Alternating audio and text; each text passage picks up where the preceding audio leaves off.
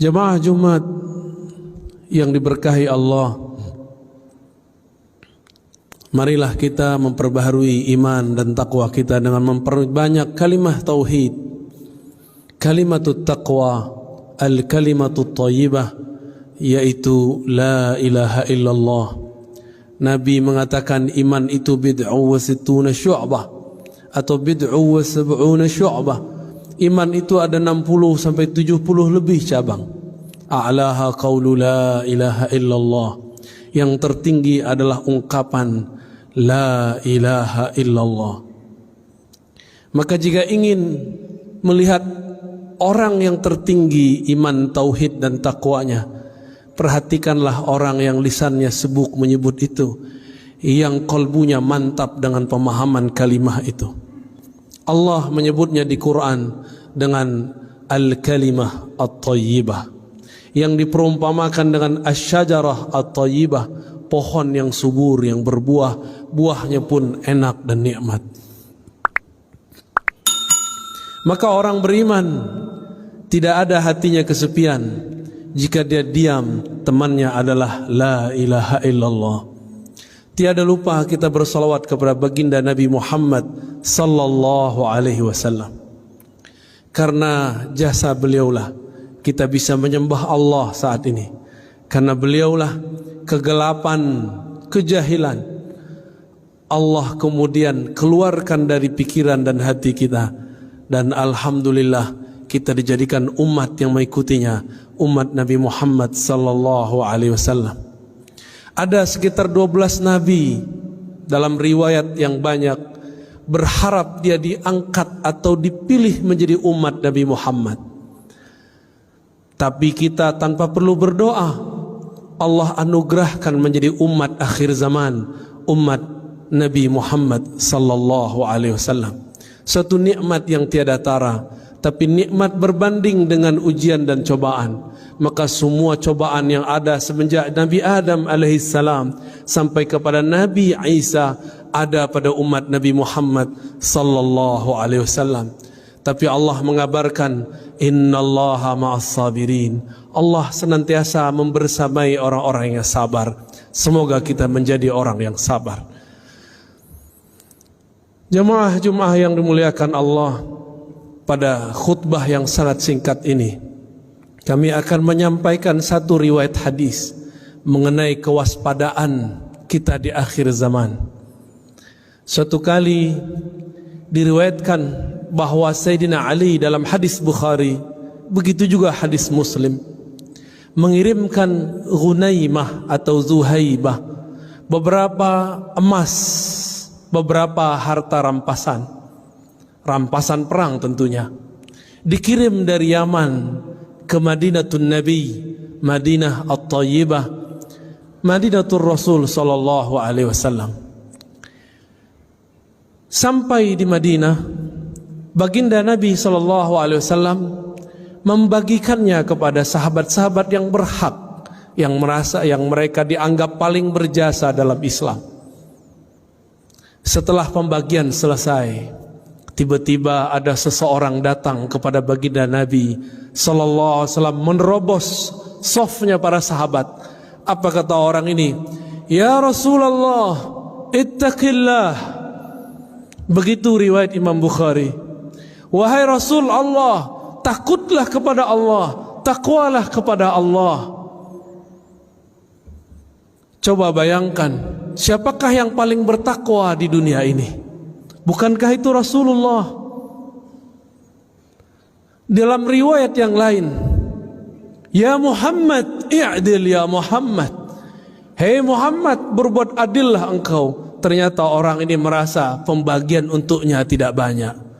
Ternyata dari dulu si emas, kalau sekarang kita sebut rupiah, dolar, pitih, uang, ini memang jadi bencana dari masa Rasulullah sampai zaman kita ini.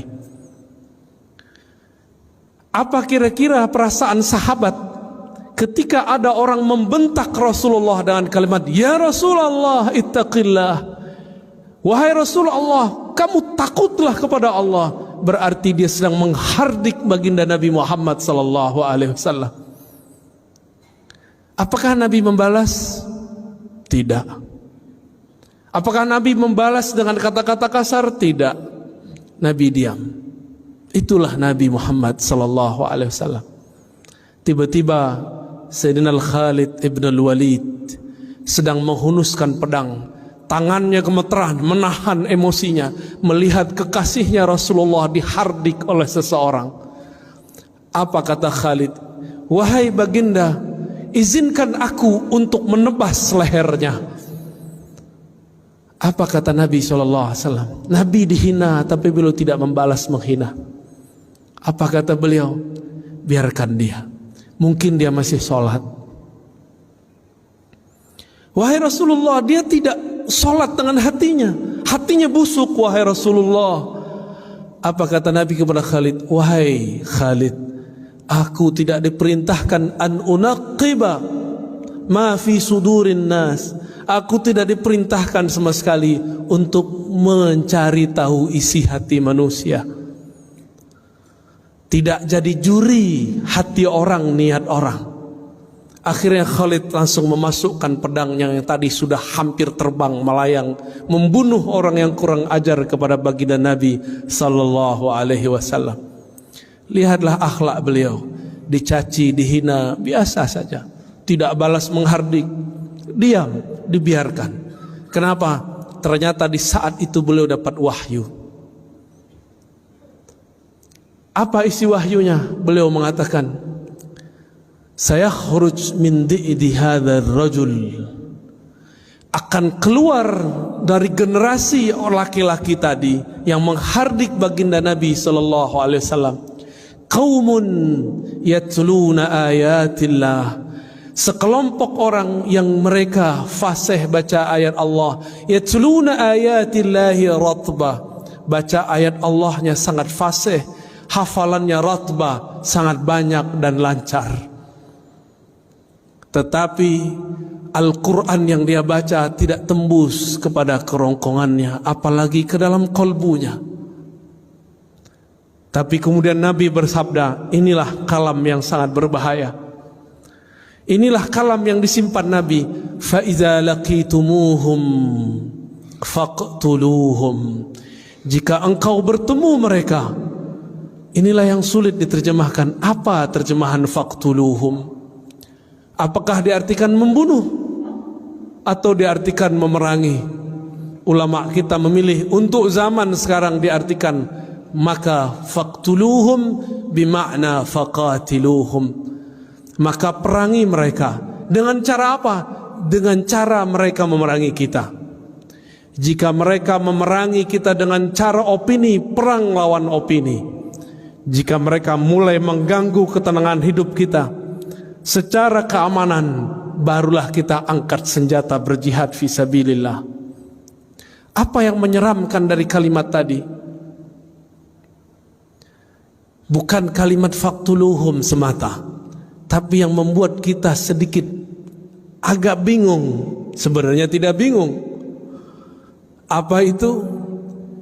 Orang ini yang disuruh Rasulullah untuk diperangi, ternyata mereka hafal ayat Allah, lancar baca kitabullah, tapi kitabullahnya tidak tembus sampai kepada kolbunya. Apa media supaya banyak orang baca ayat-ayat Allah? Tentu ada ma'had tahfiz, rumah-rumah tahfiz. Maka di akhir zaman ini banyaklah rumah tahfiz. Ternyata inilah maksud Rasulullah. Nanti di akhir zaman kalian akan menemukan banyak rumah-rumah tahfiz. Apakah semuanya salah? Belum tentu. Semuanya benar? Belum tentu. Jika bersumber pemahamannya, seirama pemahamannya dengan orang ini yang dia merasa suci, bahkan berani mengkritik baginda Rasulullah. Rasulullah sudah wafat. Kalau zaman sekarang mereka berani su'ul adab kepada para guru, para masyayikh, kita boleh menasihati orang, tapi jangan menghardik orang. Orang-orang ini menjadikan ayat sebagai alat untuk menghardik. Lafaznya sama dari dulu sampai sekarang. Orang-orang ini pasti kalimatnya ittaqillah,